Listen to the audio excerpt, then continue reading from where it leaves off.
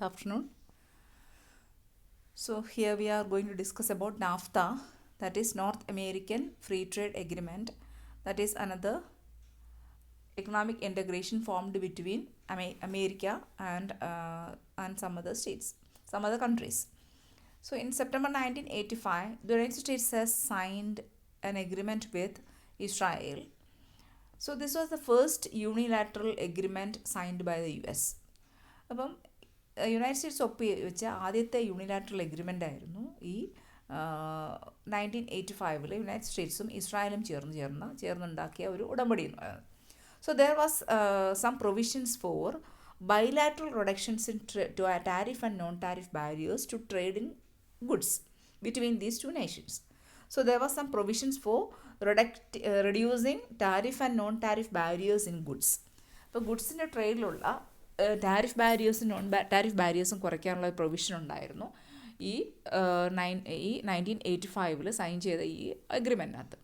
പ്രത്യേകിച്ചും ഗുഡ്സിൻ്റെ കാര്യത്തിലാണ് പറഞ്ഞത്. പക്ഷേ at the same time there was also liberalisation in the case of സർവീസസിൻ്റെ കാര്യത്തിലും എന്തുണ്ടായിരുന്നു? There was liberalisation in trade between these two nations. So there was some provisions for protecting the intellectual property rights. അപ്പോൾ intellectual property rights protect ചെയ്യാനുള്ള സംരക്ഷിക്കാനുള്ള ചില സംവിധാനങ്ങളും ചില പ്രൊവിഷൻസും ഒക്കെ ഈ ബൈലാറ്ററൽ എഗ്രിമെൻറ്റിൽ ഉണ്ടായിരുന്നു. അപ്പം അത് ഇസ്രായേലുമായിട്ടാണ് അമേരിക്ക ഈ ഒരു എഗ്രിമെൻറ്റ് സൈൻ ചെയ്തത്. So America had an agreement in 1965.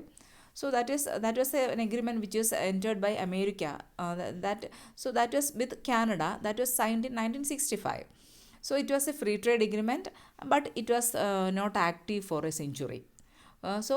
For over a century it was remaining idle. അപ്പോൾ ഒരു എഗ്രിമെൻ്റ് ഉണ്ടായിരുന്നു, അമേരിക്ക കാനഡയായിട്ട് സൈൻ ചെയ്ത ഒരു എഗ്രിമെൻ്റ് ഉണ്ടായിരുന്നു. പക്ഷേ അതെന്ന് പറഞ്ഞാൽ that was remaining idle for over a century. ഏകദേശം ഒരു നൂറ്റാണ്ട് കാലത്തോളം ഒരു ആക്ടിവിറ്റീസും ഇല്ലാതെ ഐഡിലായിട്ട് നടക്കുന്ന ഒന്നായിരുന്നു. In 1988 such a free trade agreement was finally negotiated. അതിനുശേഷം 1988 ഒരു ഫ്രീ ട്രേഡ് എഗ്രിമെൻറ്റ് അവസാനം ഉണ്ടാക്കിയെടുത്തു. That is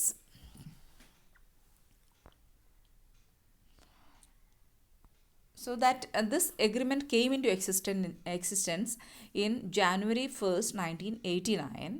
So during this period, so before the agreement came into existence, Canada was the largest trading partner of US. That is, Canada, there was a two-way trade of $150 billion between these two nations. So even before the coming of the pact or coming of the agreement, Canada was continuing as the largest trading partner of US. That is, Canada was there was a trade of $150 billion between these two countries. That is, out of this 150 billion, 75% of was duty free. അപ്പോൾ 75% of ട്രേഡും duty free അല്ലെങ്കിൽ without any tariff ആയിട്ടുള്ള ഒരു ട്രേഡായിരുന്നു ഈ രണ്ട് രാഷ്ട്രങ്ങളും തമ്മിൽ, United സ്റ്റേറ്റ്സും കാനഡയും തമ്മിലുള്ള ഒരു ട്രേഡ് നടക്കുന്നത്. So as a result of the formation of the new pact in 1989, there was a provision for the elimination of most of the remaining tariff and non-tariff trade barriers between the two countries by 1998. അപ്പോൾ ഈ ഒരു agreement sign ചെയ്തതോടുകൂടി there was a provision for elimination of most of the remaining tariff and non-tariff trade barriers. അപ്പോൾ അതിനകത്തൊരു പറഞ്ഞിരുന്ന ഒരു provision പറഞ്ഞിരുന്നതെന്ന് പറഞ്ഞാൽ 1998 ആകുമ്പോഴേക്കും രണ്ട് രാഷ്ട്രങ്ങളും തമ്മിൽ നിൽക്കുന്ന എന്തെങ്കിലും ട്രേഡ് ബാരിയേഴ്സോ ടാരിഫ് ബാരിയേഴ്സോ അല്ലെങ്കിൽ നോൺ ടാരിഫ് ബാരിയേഴ്സോ ഉണ്ടെങ്കിൽ അതെല്ലാം ഏകദേശം 1998 ആകുമ്പോഴേക്ക് എന്ത് ചെയ്യണം, എലിമിനേറ്റ് ചെയ്യണം എന്നാണ് ആ എഗ്രിമെൻറ്റിൽ പറഞ്ഞിരുന്നത്. അപ്പോൾ as a result of this agreement, Canada was estimated to have grown 5% faster and the United States 1% faster than without the agreement. So as a result of the signing of the agreement, there was a growth in Canada that was 5% faster, and the growth rate of America that is 1% faster than without the agreement. So after the signing of the agreement, the growth rate of America has increased as well as Canada has increased. So during the period without the agreement, there was not much growth in, and the growth rate in America and Canada was less than that of after agreement. And hundreds of thousands of jobs were created on both sides of the border. മാത്രമല്ല, there were creation of so many employment opportunities or jobs on both sides of the border of these countries. So many employment opportunities were created, and at the same time the growth rate of America as well as Canada has increased. And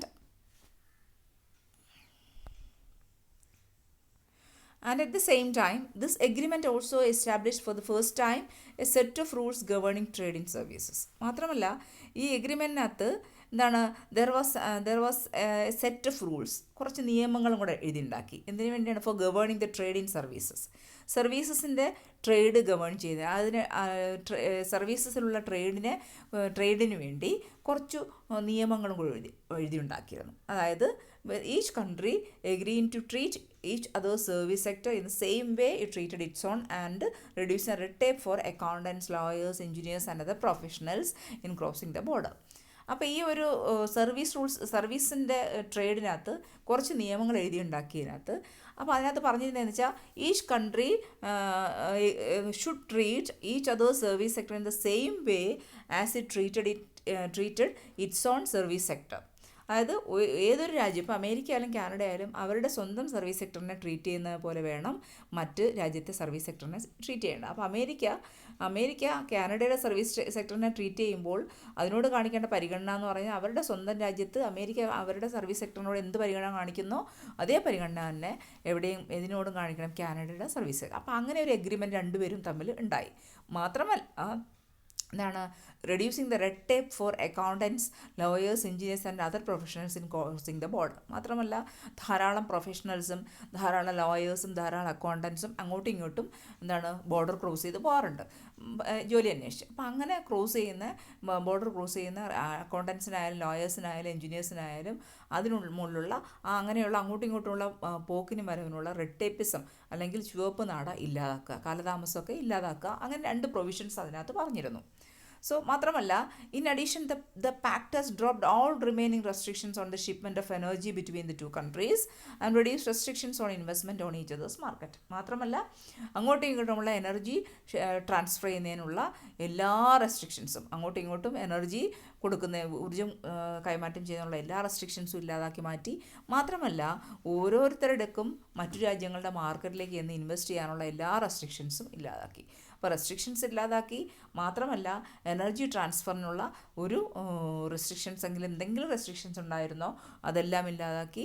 ഇൻവെസ്റ്റ്മെൻറ്റിനുള്ള restrictions ഇല്ലാതാക്കി. അങ്ങനെ പ്രധാനപ്പെട്ട എല്ലാ തരത്തിലുള്ള റെസ്ട്രിക്ഷൻസും ഈ പാക്റ്റിൻ്റെ പ്രകാരം നിലവിൽ വന്നു. അതിനുശേഷം in September 1993, the United States, Canada and Mexico signed the North American Free Trade Agreement. 1993 September ആയപ്പോഴേക്കും അമേരിക്കയും കാനഡയും മെക്സിക്കോയും കൂടെ ചേർന്നിട്ട് north American free trade agreement എന്ന് പറയുന്ന ഒരു പാക്ട് അല്ലെങ്കിൽ എഗ്രിമെൻറ്റ് സൈൻ ചെയ്യും.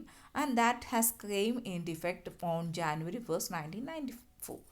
1993 സെപ്റ്റംബറിൽ യുണൈറ്റഡ് സ്റ്റേറ്റ്സും കാനഡയും മെക്സിക്കോയും ചേർന്നിട്ടാണ് north American free trade agreement എന്ന് പറയുന്ന ഒരു പാക്റ്റിലേക്ക് ഉടമ്പടിയിലേക്ക് സൈൻ ചെയ്യുന്നത്.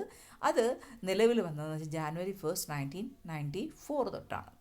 So and as a result of the signing of this NAFTA, what has happened is that there was a free trade in goods and services over the entire North American area. So as a result of signing of this agreement or signing of this NAFTA, there was a free trade in goods and services over the entire North American area. North അമേരിക്കയുടെ മൊത്തം ഭാഗങ്ങളിലും there was free trade in goods and service. സാധനങ്ങളും സേവനങ്ങളും free ആയിട്ട് trade ചെയ്യാൻ പറ്റുന്ന ഒരു സംവിധാനത്തിലേക്ക് നാഫ്ത സൈൻ ചെയ്യുന്നതോടുകൂടി എത്തിച്ചേർന്നു. So NAFTA will phase out many of other barriers to trade and reduce barriers to cross-border investment among the 3 countries. അപ്പോൾ ഈ 3 രാജ്യങ്ങളാണ് കാനഡ, മെക്സിക്കോ, അമേരിക്ക. ഈ 3 രാജ്യങ്ങളുടെ ഇടയിലാണ് നാഫ്ത സൈൻ ചെയ്തിട്ടുള്ളത്. ആ നാഫ്തയിൽ പങ്കുകൊള്ളുന്ന ഈ 3 രാജ്യങ്ങളുടെ ഇടയിൽ all trade barriers will be eliminated and they will reduce the cross-border investment barriers. മാത്രമല്ല, ഓരോ രാജ്യങ്ങളുടെയും ബോർഡർ കടന്നുള്ള അല്ലെങ്കിൽ അതിർത്തി കടന്നുള്ള ഇൻവെസ്റ്റ്മെൻറ്റിനുള്ള സകലമാന റെസ്ട്രിക്ഷൻസും ഇല്ലാതാക്കി തീർത്തു ഈ നാഫ്തയുടെ വരവോടുകൂടി. That is with $40 billion of exports to and $41 billion imports from the United States in 1993. Mexico was already the United States' third largest trading partner after Canada and Japan at the time of the agreement took effect. So when this agreement was signed, Canada was exporting 40 billion, exporting commodities worth 40 billion to 40 billion to Mexico, and at the same time it was importing 41 commodities worth of $41 billions from United States. Mexico was the third largest trading partner of America after Canada as well as after Canada as well as Japan. So Canada was the first trading partner of America. The second position goes to Japan, and third position goes to Mexico.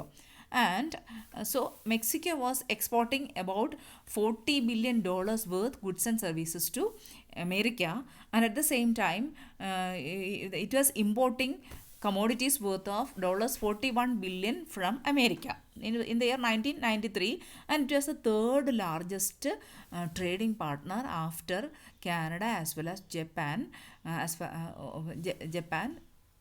Japan with respect to America. And as a result of the formation of NAFTA was that the main impact of NAFTA was that on trade between the United States and Mexico. പ്രത്യേകിച്ചും നാഫ്തയുടെ ഫോർമേഷൻ്റെ ഫലമായി ഏറ്റവും കൂടുതൽ impact ഉണ്ടായത് United സ്റ്റേറ്റ്സും മെക്സിക്കോയും തമ്മിലുള്ള ട്രേഡിനായിരുന്നു. അപ്പോൾ Canada നമുക്കറിയാം, Canada പ്രത്യേകിച്ചും ഇതിനകത്ത് ജോയിൻ ചെയ്തതെന്ന് വെച്ചാൽ കാനഡയുടെ താല്പര്യങ്ങൾ സംരക്ഷിക്കപ്പെടുന്നു, ട്രേഡിലുള്ള കാനഡയുടെ താല്പര്യങ്ങൾ സംരക്ഷിക്കപ്പെടുന്നു ഉറപ്പുവരുത്താൻ വേണ്ടി മാത്രമാണ് കാനഡ ഈ ഒരു ട്രേഡ് എഗ്രിമെൻറ്റിൽ വന്നത്.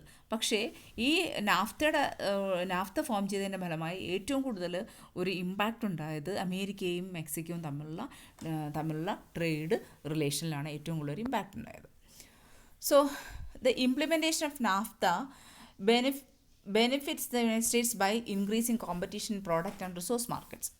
സോ നാഫ്ത നിലവിൽ വന്നതോടുകൂടി അമേരിക്കയ്ക്കുള്ള ഗുണമെന്ന് പറഞ്ഞാൽ എന്താ സംഭവിക്കുക? There was increased competition in product and resource market. Product മാർക്കറ്റിലും റിസോഴ്സസ് കൈകാര്യം ചെയ്യുന്ന മാർക്കറ്റിലും ആരുടെ കോമ്പറ്റീഷൻ വർദ്ധിച്ചു? അമേരിക്കയുടെ കോമ്പറ്റീഷൻ വർദ്ധിച്ചു. As well as lowering the price of many commodities to US consumers. മാത്രമല്ല അങ്ങനെ അമേരിക്കയിലെ കൺസ്യൂമേഴ്സിന് പലതരത്തിലും സാധനങ്ങൾ വില കുറഞ്ഞ് കിട്ടാൻ തുടങ്ങി. അപ്പോൾ നാഫ്തയുടെ ഫോർമേഷൻ്റെ ഫലമായി അമേരിക്കയുടെ കോമ്പറ്റീഷൻ പ്രോഡക്റ്റ് മാർക്കറ്റിലായാലും റിസോഴ്സസ് മാർക്കറ്റിലായാലും കോമ്പറ്റീഷൻ വർദ്ധിച്ചു. മാത്രമല്ല അതിൻ്റെ ഫലമായി അമേരിക്കയിലെ കൺസ്യൂമേഴ്സിന് കുറഞ്ഞ വിലയ്ക്ക് സാധനങ്ങൾ ലഭിക്കാനായിട്ട് തുടങ്ങി. കാരണം നമുക്ക് ഫ്രീ ട്രേഡ് എഗ്രിമെൻറ്റ് വരുമ്പോൾ നമുക്കറിയാമല്ലോ എങ്ങനെയാണ് ഉണ്ടാവുകയെന്ന്. ഫ്രീ ട്രേഡ് ക്രിയേഷനും ട്രേഡ് ഡൈവേർഷനും ഒക്കെ ഓർത്ത് നോക്കുക. ട്രേഡ് ക്രിയേഷൻ ഉണ്ടാകുന്നതിന് ഫലമായിട്ട് കൺസ്യൂമേഴ്സിൻ്റെ വെൽഫെയർ കൂടും, അവർക്ക് കുറഞ്ഞ വിലയ്ക്ക് സാധനങ്ങൾ കിട്ടും. മാത്രമല്ല in between 1994 and 2008 the two-way trade between the United States and Mexico was more than tripled. 2008-നും 1994-നും ഇടയിൽ അമേരിക്കയും മെക്സിക്കയും തമ്മിലുള്ള ട്രേഡ് എന്ന് പറഞ്ഞാൽ ഏകദേശം 3 മടങ്ങായിട്ട് വർദ്ധിച്ചു. കാരണം US economy was 15 times larger than Mexico's economy. And the US gained from trade as well as a result of formation of NAFTA as a proportion GDP were much smaller than Mexico's. US economy എന്ന് പറഞ്ഞാൽ ഏത് ഇക്കോണമിയേക്കാൾ വളരെ വലുതാണ്? മെക്സിക്കോൻ്റെ ഇക്കോണമിയേക്കാൾ 15 times വലുതാണ്. മാത്രമല്ല നാഫ്തയിൽ നിന്ന് യുഎസിനുണ്ടായ ലാഭം എന്ന് പറഞ്ഞാൽ വാസ് മച്ച് സ്മോളർ ദാൻ മെക്സിക്കോയ്ക്കുണ്ടായ ബെനിഫിറ്റ്സിനേക്കാൾ വളരെ കുറവാണ് യുഎസിന് കിട്ടിയ ബെനിഫിറ്റ് എന്ന് പറയുന്നത്. മാത്രമല്ല the wages in United States was 6 times higher than മെക്സിക്കോയിലുള്ളതിനേക്കാൾ 6 മടങ്ങ് വേജസ് കൂടുതലാണ് എവിടെയാണ്? അമേരിക്കയിലുള്ളത്. അപ്പോൾ അങ്ങനെ വന്നപ്പോഴത്തേക്ക് there was an expectation that as a result of formation of NAFTA that will lead to loss of unskilled jobs. but an increase in skilled jobs for an overall net increase in employment in the United States between 90,000 and 160,000. അങ്ങനെ എന്താണ് അപ്പം അമേരിക്കയിലെ wages എന്ന് വെച്ചാൽ മെക്സിക്കോയിലെ വേജസിനെ അപേക്ഷിച്ച് നോക്കുമ്പോൾ 6 times കൂടുതലാണ്. അപ്പം നാഫ്ത ഫോം ചെയ്യുന്നതിലൂടെ ഇവർ പ്രതീക്ഷിച്ചെന്ന് പറഞ്ഞാൽ എന്താണ്, there will be a loss of unskilled jobs.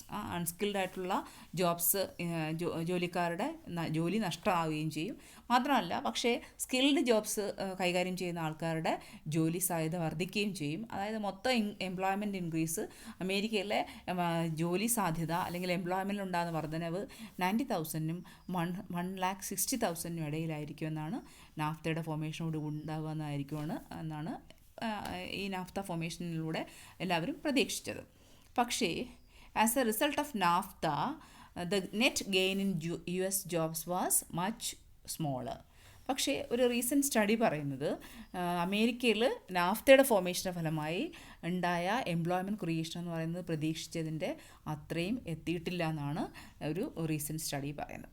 അതിൽ തന്നെ 2 സ്റ്റേറ്റ്സ്, പ്രത്യേകിച്ചും അലബാമ ആൻഡ് അർക്കൻസാസ്, ഈ 2 സ്റ്റേറ്റുകളെന്ന് പറഞ്ഞാൽ these States have suffered very much. വളരെയധികം ബുദ്ധിമുട്ടുണ്ടായെന്ന് പറഞ്ഞാൽ ഈ രണ്ട് സ്റ്റേറ്റുകളിലാണ്. അതായത് high wages areas gained, high wages ഉള്ള പ്രദേശങ്ങളിൽ ലാഭമുണ്ടായി, അവർക്ക് ഗുണമുണ്ടായി.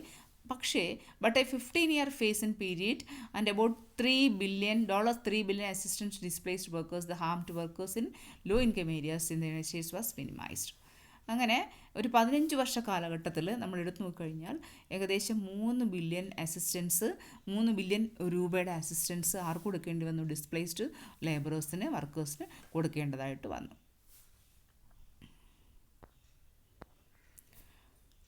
So as a result of free trade agreement with Mexico, US industries were allowed to import labor-intensive components from Mexico. അപ്പം ഈ US മെക്സിക്കൻ തമ്മിലുള്ള ഒരു ട്രേഡ് റിലേഷൻ്റെ ഫലമായി എന്താണ്, ഈ US-ന് they can import labour intensive components from Mexico. എവിടെ നിന്നാണ്? മെക്സിക്കോയിൽ നിന്ന് ലേബർ ഇൻറ്റൻസീവ് കമ്പോണൻസ്, ലേബർ കൂടുതലായിട്ട് ഉപയോഗിച്ചുകൊണ്ട് ഉൽപ്പാദിപ്പിക്കുന്ന സാധനങ്ങൾ എന്ത് ചെയ്യാൻ പറ്റും? ഇമ്പോർട്ട് ചെയ്യാൻ പറ്റും. മാത്രമല്ല കുറച്ചുകൂടെ, അതായത് ലോ വേജ് കൺട്രീസിൽ നിന്ന് സാധനങ്ങൾ ഇങ്ങനെ ഇറക്കുമതി ചെയ്തുകൊണ്ട് സാധനങ്ങൾ ഉൽപ്പാദിപ്പിക്കാൻ പറ്റും. അപ്പോൾ അങ്ങനെ അമേരിക്കയിൽ നിന്നുള്ള ഡിമാൻഡ് വർദ്ധിച്ചപ്പോഴത്തേക്ക്, ലേബർ ഇൻറ്റൻസീവ് കമ്മോഡിറ്റീസിൻ്റെ ഡിമാൻഡ് വർദ്ധിച്ചപ്പോഴത്തേക്ക് there was a gain in jobs in Mexico. മെക്സിക്കോയിൽ ജോബിൽ ഗെയിൻ ഉണ്ടായി, അതായത് എംപ്ലോയ്മെൻറ്റ് കൂടി. അതായത് പ്രത്യേകിച്ചും അമേരിക്കയിൽ നിന്ന് മാത്രമല്ല മറ്റു രാഷ്ട്രങ്ങളിൽ നിന്നുള്ളൊരു ഡിമാൻഡ് ഉണ്ടായി. പ്രത്യേകിച്ച് മലേഷ്യ, അവിടെ എന്ന് പറഞ്ഞാൽ മെക്സിക്കോയുടെ ഏകദേശം വേജിന് തുല്യമായിട്ടുള്ള ഒരു രാജ്യമാണ് മലേഷ്യ. അപ്പോൾ അവിടെ നിന്നൊക്കെയുള്ള എന്ത് സംഭവിച്ചു? ഇൻകം കൂടുതലായിട്ട് മെക്സിക്കോയ്ക്ക് ലഭിക്കാൻ തുടങ്ങി. So as a result of the approval of the agreements of NAFTA, the United States also negotiated a series of supplementary agreement with Mexico. അപ്പോൾ ഈ ഓൾറെഡി നേരത്തെ നമ്മൾ ഈ നാഫ്തയുടെ ഫോർമേഷനിലുണ്ടായ ഓൾറെഡി ചെയ്ത എഗ്രിമെൻറ്റ്സ് പോരാതെ US എന്ത് ചെയ്തു? മെക്സിക്കോയുമായി ചില സപ്ലിമെൻ്ററി എഗ്രിമെൻറ്റുകളും കൂടെ ഉണ്ടാക്കി. അതായത് വർക്ക് പ്ലേസ് സ്റ്റാൻഡേർഡ്സ് തീരുമാനിക്കാൻ വേണ്ടി, എൻവയോൺമെൻറ്റൽ സ്റ്റാൻഡേർഡ്സ് തീരുമാനിക്കാൻ വേണ്ടി, അങ്ങനെ ധാരാളം സപ്ലിമെൻ്ററി റെഗുലേഷൻസ് അല്ലെങ്കിൽ സപ്ലിമെൻ്ററി എഗ്രിമെൻറ്റ്സും ആരുമായിട്ട് സൈൻ ചെയ്തു? നമ്മുടെ മെക്സിക്കോയായിട്ട് സൈൻ ചെയ്യുകയും, and it has also tried to protect some American industries against import surges that might threaten them.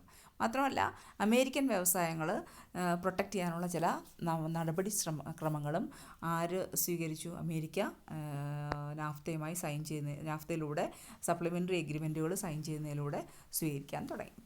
So this implementation of NAFTA and has helped Mexico by increasing to a greater export-led growth, resulting from increased access to the huge US market and by increasing inward foreign direct investment.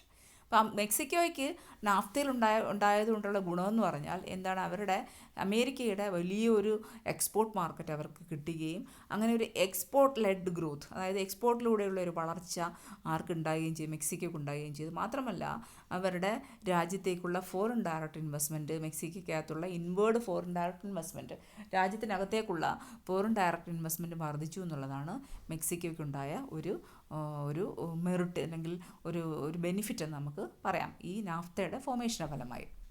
പക്ഷേ at the same time there was a net loss of jobs and incomes in agriculture. അതേസമയം തന്നെ ജോബിൽ, എംപ്ലോയ്മെൻറ്റിൽ, അതുപോലെ അഗ്രികൾച്ചറിലൊക്കെ ആർക്ക് നഷ്ടമുണ്ടായി? മെക്സിക്കോയ്ക്ക് നഷ്ടമുണ്ടായി. പക്ഷേ these losses were more than matched by net increase in industry. പക്ഷേ ഈ നഷ്ടങ്ങളൊക്കെ ഇൻഡസ്ട്രിയിലുണ്ടായ വളർച്ച കൊണ്ട് അത് കോമ്പൻസേറ്റ് ചെയ്യപ്പെട്ടു. So, with increasing employment opportunities and rising wages in industry are also expected to reduce the pressure of Mexicans to emigrate to the United States. അങ്ങനെ employment opportunities വർദ്ധിച്ചു മെക്സിക്കോയിൽ. മാത്രമല്ല വേജസ്, ഇൻഡസ്ട്രിയിലെ വേജസും വർദ്ധിച്ചു. അപ്പം അതൊക്കെ വർദ്ധിച്ചപ്പോഴത്തേക്ക് മെക്സിക്കൻസ് കൂടുതലായിട്ട് അമേരിക്കയിൽ മൈഗ്രേറ്റ് ചെയ്യുന്ന ആ ഒരു സംവിധാനം, ആ ഒരു പ്രഷർ, ആ ഒരു ബുദ്ധിമുട്ട് ഇല്ലാതായി. ഇപ്പോൾ സാധാരണ ഇടയ്ക്ക് എന്ന് വെച്ചാൽ മെക്സിക്കോയിൽ നിന്ന് സ്ഥിരമായിട്ട് അമേരിക്കയിലേക്ക് ആൾക്കാരും ജോലി അന്വേഷിച്ച് മൈഗ്രേറ്റ് ചെയ്യുന്ന ഒരു പ്രത്യേകത ഉണ്ടായിരുന്നു, ഒരു ഫീച്ചർ ഉണ്ടായിരുന്നു. അത് കുറയാനായിട്ട് ഈ മെക്സിക്കോയും അമേരിക്കയും തമ്മിലുള്ള നാഫ്തയിലൂടെ ഉള്ള എഗ്രിമെൻറ്റിലൂടെ സാധിച്ചു. അതിനുശേഷം Mexico's ability to benefit from NAFTA has been limited by weak economic institutions and inadequate structural reforms of the economy. പക്ഷേ എന്നിരുന്നാലും നാഫ്തയിലൂടെ എന്തെങ്കിലും ഗുണം നേടിയെടുക്കാനുള്ള മെക്സിക്കോയുടെ ശ്രമങ്ങൾ അവരുടെ മോശം ഇക്കണോമിക് ഇൻസ്റ്റിറ്റ്യൂഷനിലൂടെയും അവരുടെ ഇക്കോണമിയിലുണ്ടായ മോശമായ സ്ട്രക്ചറൽ റിഫോംസ്, ഘടനാപരമായ മാറ്റങ്ങളിലൂടെയും അത് ഇല്ലാതായി എന്ന് വേണം നമുക്ക് കരുതാനായിട്ടാണ് പറയുന്നത്. അപ്പം ഏറ്റവും കൂടുതൽ ഗെയിൻ ഉണ്ടായത് നമുക്ക് മെക്സിക്കോയ്ക്കാണ്. ഏതിൻ്റെ ഫോർമേഷൻ മൂലം? നാഫ്തയുടെ ഫോർമേഷൻ മൂലം ഏറ്റവും കൂടുതൽ ഗെയിൻ ഉണ്ടായത് മെക്സിക്കോയ്ക്കാണെന്ന് പറയാനായിട്ട് കഴിയും.